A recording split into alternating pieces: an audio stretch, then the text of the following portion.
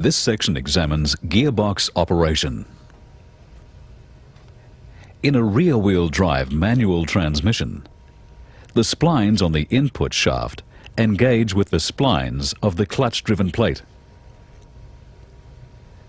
With engine rotation and the clutch engaged, the input shaft transfers its motion through the counter shaft to rotate the gears on the main shaft.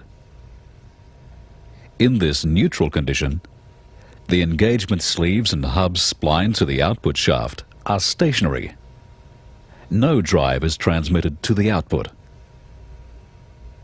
Depressing the clutch pedal removes the engine load from the input. This allows an engagement sleeve to be moved into engagement with the external teeth on the gear selected. This locks the gear to the main shaft. When the clutch is released, the drive is transmitted to the input gears along the counter shaft to the gear selected. Since this gear is now locked to the main shaft rotates and transfers the drive to the final drive unit. The speed ratio and the torque transferred depend on which gear is selected. In this 4-speed transmission, first gear, the smallest on the counter shaft, meshes with the largest gear on the main shaft to give first gear. This is the lowest forward ratio. The greatest number of turns of the input are required to achieve 1 turn of the output. This also gives the greatest torque multiplication. In second gear, power flow is through the next adjacent gear.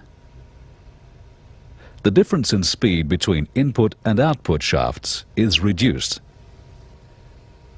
Fewer turns of the input are required to give 1 turn of the output, but there is less torque multiplication.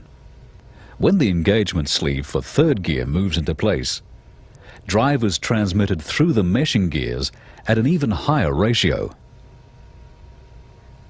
In fourth gear, the input and output shafts are locked together. This provides a direct drive with a 1-to-1 ratio, with no reduction through the countershaft gears. The input and output shafts turn at the same speed, and therefore there is no torque multiplication. The countershaft gears and their corresponding gears on the main shaft continue to rotate, as the countershaft is constantly in mesh with the input gear, but they do not transmit any drive. With the vehicle in motion, these gears will be turning at different speeds in relation to the main shaft and to the engagement sleeve, which is locked to the main shaft by the spline. When changing gear, their speeds must be synchronized so that the engagement sleeve can move smoothly into engagement.